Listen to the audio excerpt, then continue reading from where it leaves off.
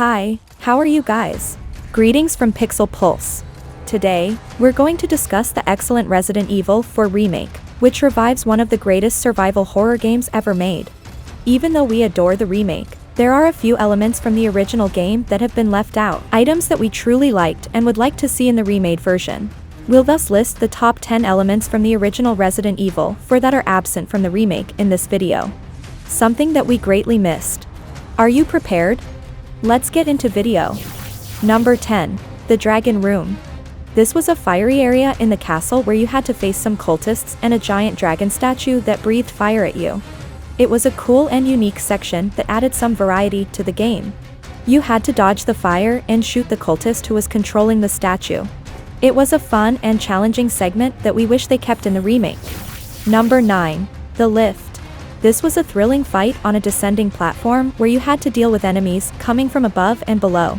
You had to use your sniper rifle to shoot the enemies on the other lift and knock off the ones who tried to climb on your platform.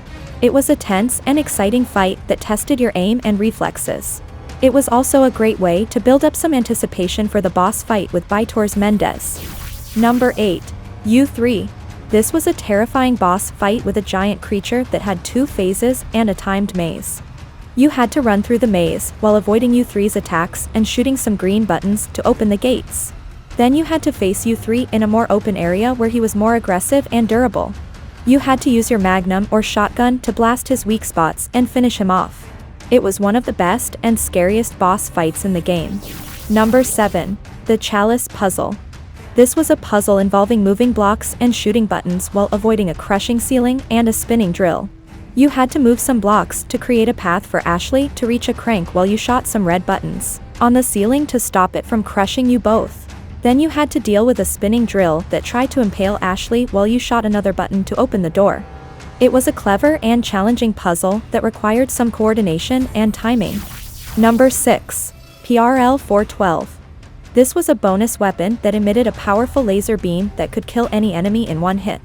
It was unlocked by completing the game in professional mode, and it was one of the most fun and satisfying weapons in the game. You could use it to blast through hordes of enemies or take down bosses with ease. It was also very satisfying to see the enemies explode into dust when you hit them with the laser. Number 5. Character Poses. One of the charming features of the original game was the character poses in the inventory menu. Each character had a unique pose that reflected their personality and style. For example, Leon would strike a cool pose with the hand cannon, which was a nod to another Capcom game, Killer 7. The remake sadly removed this feature, making the inventory menu more bland and boring. Number 4. Salazar Statue Chase. This was a thrilling chase where you had to escape from a giant statue of Salazar that tried to crush you. You had to run through some corridors and stairs while dodging some traps and enemies along the way.